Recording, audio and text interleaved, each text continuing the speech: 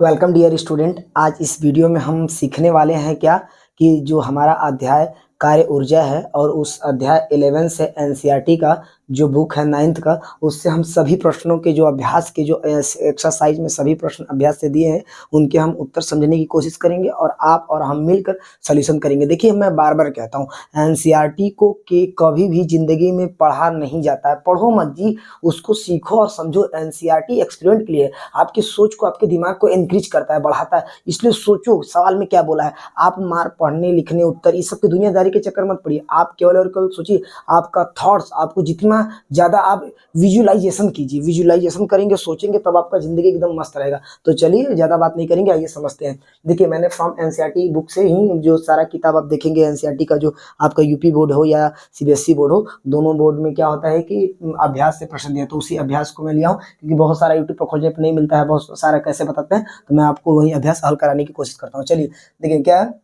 इससे पहले आप, अगर ये सवाल मैं बता रहा हूँ, इससे पहले आप जाकर मेरे चैनल पे कार्य ऊर्जा शक्ति के विषय में मैंने डिटेल में सारा कुछ बताया, थ्योरी बताया, सब कुछ। आज न्यूमेरिकल चल रहा है, तो आप जाकर पहले उसे देख लीजिएगा, तो इसे देखिए और समझ में आएगा। ठीक, देखिए, सुमा एक तालाब में तैर रही है। तो देखिए, सुमा नाम की लड़की है, तालाब में तैरेगी, तो आप ही बताइएगा कि जब कोई तालाब है, जैसे मान लीजिए कोई पानी है, तालाब है, अब इस पर कोई भी व्यक्ति तैरेगा तो अपने हाथ पैर को मारेगा कि नहीं मारेगा। अब जब हाथ पैर को मारेगा तो कहीं ना कहीं क्या है कि विस्थापन कहाँ होगा, आगे की तरफ, क्योंकि शरीर आगे की तरफ जाएगा ना। जब पानी के दिशा में हाथ पैर मार रहे तो आगे की तरफ जाएगा। और क्या करते हैं, कभी कभी ऐसा भी होता है, मान लीजिए कि पानी में धारा इधर बह रहा है और हम इधर की तरफ जा रहे हैं, तो उसमें देखिए जो कार्य हो सकता है ऋणात्मक और धनात्मक हो सकता है। ये मैं नहीं कह रहा हूँ, लेकिन कार्य होगा। तो इस लिख सकते हैं क्या इस क्वेश्चन में कि सुमा एक तालाब में तैर रही है, तो क्या कार्य यहाँ पे होगा, क्योंकि जब आप क्वेश्चन नंबर पहला पढ़ेंगे उसमें लिखा है कि कार्यों के आधार पर हम कुछ शब्दों को सीखते हैं कि यहाँ पे कार्य हुआ कि नहीं हुआ। तो उसी क्वेश्चन में पहले में ही है ABCDEFG करके दिया है, इसलिए मैं सोल्यूशन दे रहा हूँ। ठीक है, तो एक तालाब में सुमा तैर रही है, इसलिए यहाँ पे कार्य होगा, क्योंकि सुमा द्वारा लगाया गया बल शरीर को क्या करता है, आगे की तरफ विस्थापित करता है। हो गया आंसर। ठीक है, आप इसे रिवर्स करके मेरे वॉइस को सुन सकते हैं। अगला क्या है, अगला दिमाग लगे अच्छा, एक गधे ने अपनी पीठ पर बोझ रखा, इसके द्वारा कोई कार्य हुआ है। आपका, अगर आप पढ़े होंगे सच में सिलेबस, इसीलिए बोले जाइए पहले सिलेबस पढ़िए, पढ़े होंगे। तो एक गधे द्वारा पीठ पर बोझ उठा लिया है, तो गधा कोई काम किया, तो देखा जाए ऐसे तो शारीरिक रूप से कार्य किया, लेकिन क्या फिजिक्स के हिसाब से कार्य किया, तो नहीं किया। क्यों?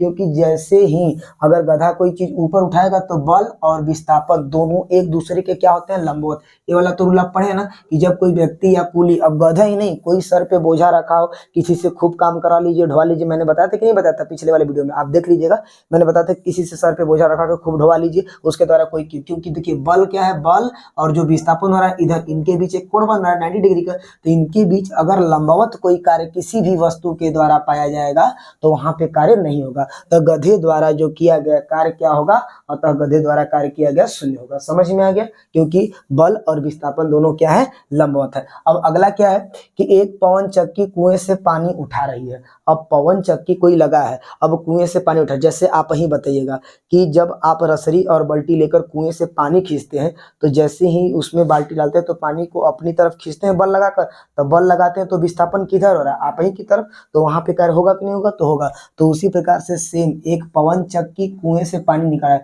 तो पवन चक्की जब कुएं से पानी निकालेगा तो पानी कुएं से आएगा तो कहाँ, ऊपर की तरफ, और बल भी कहाँ लगेगा, ऊपर की तरफ। तो पानी का विस्थापन हुआ ऊपर और बल भी लगा कहाँ, ऊपर, इसलिए यहाँ पवन चक्की द्वारा कार्य किया जाएगा। तो पवन चक्की द्वारा कार्य किया जाएगा क्योंकि जो विस्थापन है और बल की दिशा दोनों एक ही है, कुएं से पानी निकालते हैं। तो क्यों आपको मिला, देखिए इसीलिए कहते हैं एनसीईआरटी को सोचो, आंसर ऐसे ही बनता जाएगा, समझ में आएगी, वो ध्यान से समझो, कुछ भी दिक्कत नहीं है जी।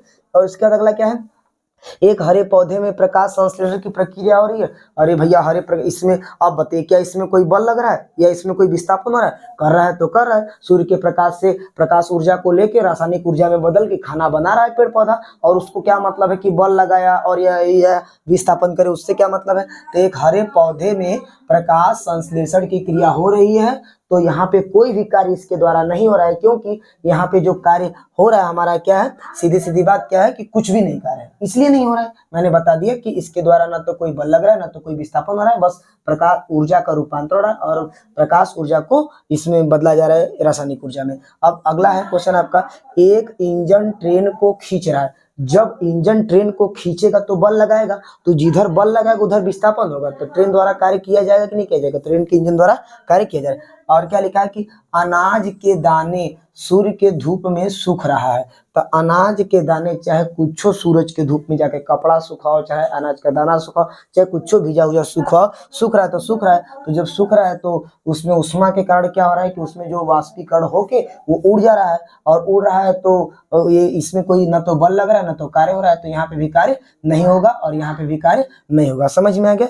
और फिर अगला है एक पाल नाव। पाल नाव किसे कहते हैं, आप मूवी हॉलीवुड देखे होंगे तो उसमें आप देखिएगा जरूर कि जब क्या होता है कि हवा चलता है तो उस पर बड़े बड़े लगाए रहते हैं सब कपड़े के पाल, उस पाल को गिरा देते हैं तो उसमें हवा जाके जब लड़ता है तो नाव क्या करती है कि विस्थापन करती है। तो एक पाल नाव द्वारा पवन ऊर्जा के कारण गतिशील हो गई, इसमें कार्य होगा, क्योंकि पवन द्वारा क्या है, पवन द्वारा ही जिधर पवन लगेगा हवा उधर ही क्या होगा, नाव विस्थापन करेगा, यहाँ भी कार्य होगा। तो यहाँ पे कार्य होगा, यहाँ पे कार्य होगा, सॉरी यहाँ पे कार्य होगा, यहाँ पे कार्य नहीं होगा, और यहाँ पे कार्य होगा, यहाँ पे भी कार्य नहीं होगा, यहाँ पे कार्य, यहाँ पे भी कार्य नहीं होगा, और यहाँ पे कार्य होगा। समझ में आ गया। अगला क्वेश्चन क्या दिया है, एक पिंड को धरती से किसी कोण पर फेंका जाए। मान लीजिए एक वस्तु, पिंड का मतलब क्या होता है, एक वस्तु कोई पत्थर, एक पिंड को धरती से ऊपर को फेंका जाए। एक मिनट देखिए, एक पिंड को धरती से किसी कोण पर फेंका जाता है। तो मान लीजिए कोई एक वस्तु है, बड़ा पत्थर है, किसी कोण से मान लीजिए यहाँ से हम उठाएं और उसको ऐसे फेंक रहे हैं, या किसी पे धूल या कुछ भी फेंक रहे हैं, तो फेंक रहे हैं, तो जब धरती से किसी कोण पर फेंका जाता है, यह एक वक्र, वक्र मतलब कैसे होता है, ऐसे मान लीजिए यहाँ पे हम खड़े हैं और यहाँ पे पत्थर लिए हैं और अपने हाथ में लेकर क्या है फेंक रहे हैं, तो फेंक रहे हैं तो इसको बोलते हैं वक्र। वैसे जा रहा है और खड़ा है व्यक्ति, तो ये फेंकेगा तो एक ऐसे जा रहा है वक्र और गिर गया यहाँ पे आके, ठीक है, पिंड धरती पे, तो एक वक्र पे चलता है और वापस आके धरती पर गिर जाता है। तो मान लीजिए क्या कर धरती पे नीचे गिर गया, यहाँ से गया और ऐसे गिर गया नीचे। इसके बाद गिर जाता है। पिंड के पथ में प्रारंभिक एवं अंतिम बिंदु एक क्षैतिज रेखा पे स्थित है। देखिए आंसर इसी जगह मिल जाए, क्षैतिज। मैंने बोला है कि गुरुत्व बल कब लगता है, जब याद रखिएगा कि बल और विस्थापन दोनों का जो दिशा होगा वो क्या होगा, ऊर्ध्वाधर, सॉरी बल और विस्थापन दोनों ऊर्ध्वाधर होगा, तब जाके गुरुत्व बल कार्य करेगा, ऊर्ध्वाधर नहीं होगा तो कभी कार्य नहीं करेगा। और उसके बाद क्या है कि आपका क्षैतिज, देखिए क्षैतिज जब, जैसे कि यहाँ पे बोल दिया है कि ये क्षैतिज है, ये जो कार्य है, ये पिंड द्वारा जो कोण बनाया वो कैसा है, क्षैतिज है। तो इस स्थिति पर आपको पिंड पर गुरुत्व बल द्वारा कितना कार्य होगा, तो अतः इस स्थिति में पिंड पर गुरुत्व बल कोई नहीं होगा, शून्य होगा, अर्थात जीरो होगा। ठीक है, तो हम कह सकते कब, अगर कहीं क्षैतिज न के ऊर्ध्वाधर होता तो पिंड पर गुरुत्व बल कार्य करता। समझ में आ गया है पूरा। अच्छा, एक अगला है आपका कि एक बैटरी बल्ब जलाती है। एक बैटरी है, मान लीजिए बैटरी लीजिए 10 रुपये वाला, उससे बल्ब जलाइए, या बड़े बड़े 12 वोल्ट का 10 वोल्ट का बैटरी लाइए, बल्ब जलाइए। इस प्रक्रम में होने वाले ऊर्जा के परिवर्तन बताइए।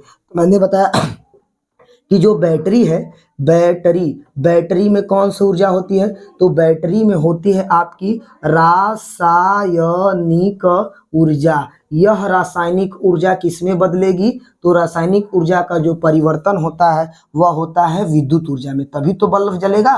तो बैटरी में जो देखिए, और बैटरी कुछ डिस्चार्ज होता है। अब तो बैटरी है कुछ लाइट वाली है कि पहले बैटरी खत्म हो जाता है लाइट फेंक दो, तो ऐसा होता था। तो उसमें होता है रासायनिक ऊर्जा, और रासायनिक ऊर्जा विद्युत ऊर्जा में बदलता है, और वह विद्युत ऊर्जा जब बल्ब जलेगा तो किस ऊर्जा में बदलेगा, प्रकाश ऊर्जा में। तो विद्युत ऊर्जा किसमें, प्रकाश ऊर्जा में, प्रकाश। और वह प्रकाश ऊर्जा, तो जब कोई बल्ब या कुछ जलता है तो पता है गर्मी उसमें से निकलता है, गर्म हो जाता है, तो वह प्रकाश ऊर्जा किसमें बदल जाएगा, उष्मीय ऊर्जा में। आई होप आपको इतना समझ में आ गया कि नहीं आ गया, उष्मीय ऊर्जा में। अब मेन सवालों पे सूत्र लगाएंगे हम लोग, ठीक है, लगा के देखेंगे। ये आपको इतना पूरा समझ में आ गया, 1 2 3 क्वेश्चन पूरा डिटेल में आई होप कि समझ में आया होगा।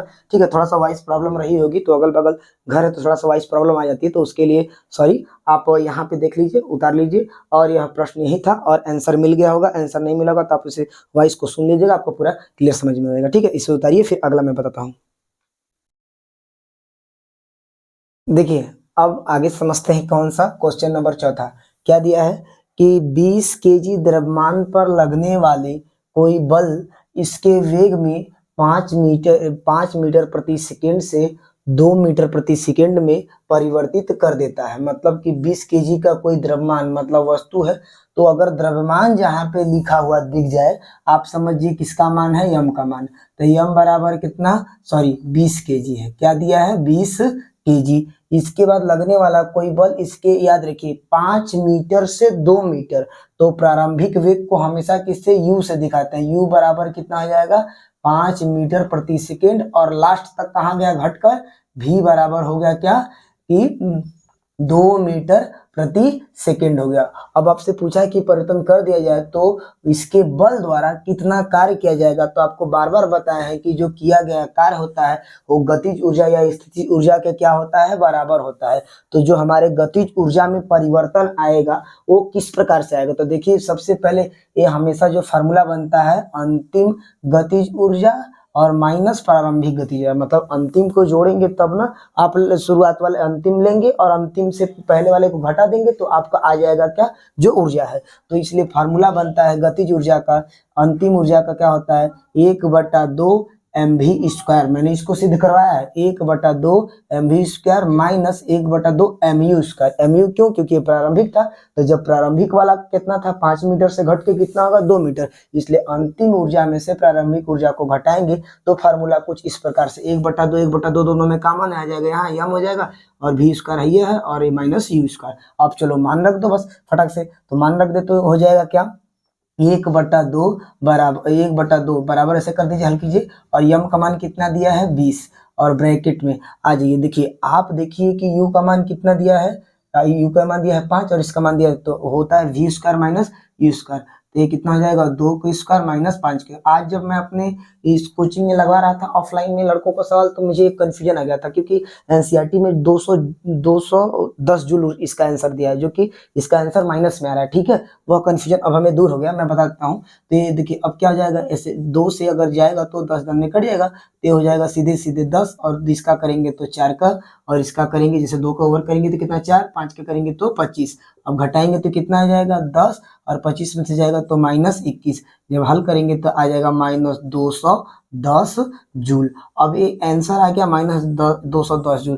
तो इसके द्वारा मतलब कि हमारा जो किया गया कार्य होगा वो माइनस में आएगा, ऋणात्मक में आएगा। इसलिए कितना ऊर्जा इसके लिए लगा, तो 210 जूल ऊर्जा लगा। क्या इतना ज्यादा कार्य करने में आपको याद रखिए कि 210 जूल का ऊर्जा लगा, लेकिन कार्य याद रखिए इतना, और कार्य कैसा हुआ, ऋणात्मक। आप याद रखिए कि कार्य कौन से दिशा में, क्योंकि माइनस आ गया, कार्य ऋणात्मक दिशा में होगा 210 जूल। ये इसका आंसर था।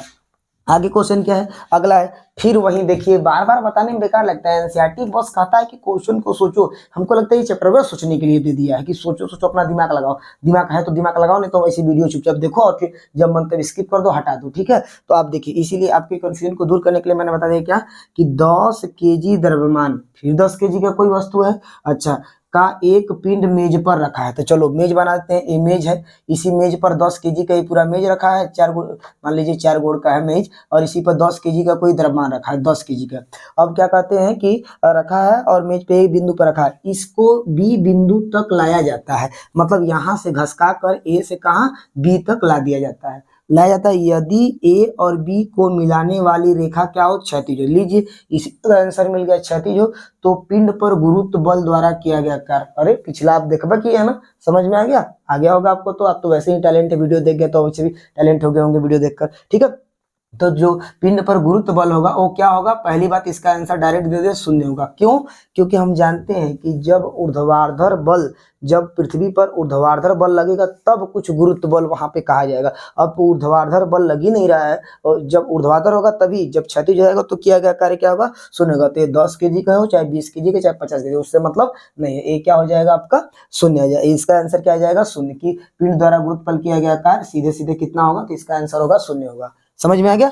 अब आगे क्या है, मुक्त रूप से गिरते हुए एक पिंड की स्थितिज ऊर्जा लगातार कम होती जा रही है। आप ही बताइएगा, ये जैसे मार्कर है, मैं आपके सामने खड़ा हूं, इस मार्कर को मैं इतना ऊपर से छोड़ूंगा, तो जैसे जितना ज्यादा ऊंचाई ले जाएंगे किसी की स्थिति में ऊर्जा, मान लीजिए जैसे मेरा हाथ है, ये जमीन है, जमीन से मैं इतना ऊपर से छोड़ूंगा तो उतना ऊपर छोड़ूंगा तो इसमें स्थितिज ऊर्जा कम है ना, इसमें स्थितिज ऊर्जा कम है, और जितना ज्यादा हाइट पर ले जाएंगे उतना ज्यादा स्थितिज ऊर्जा का मान बढ़ता जाएगा। और जब इसको छोड़ेंगे तो जैसे ही जितने हाइट पर से छोड़ेंगे इसमें खूब स्थितिज ऊर्जा भरी है, और जैसे ही छोड़ेंगे स्थितिज ऊर्जा क्या होने लगेगी, कम। और जैसे जैसे स्थितिज ऊर्जा कम होगी वैसे वैसे गतिज ऊर्जा का मान एकदम तेजी से बढ़ेगा। जैसे कि पत्थर लीजिए, इतना ऊपर छोड़ेंगे, बताइए कम घाम लगेगा नीचे क्योंकि इसमें स्थिति कम भरे थे। और स्थिति में परिवर्तन कीजिए, औरों ऊपर से छोड़िए तो औरों तेजी से आएगा, औरों एकदम एक आग धूप तल्ला से छोड़िए एकदम जोर से आएगा, कपार फट जाएगा, फूट जाएगा एकदम, ठीक है। तो ये क्या हो जाएगा कि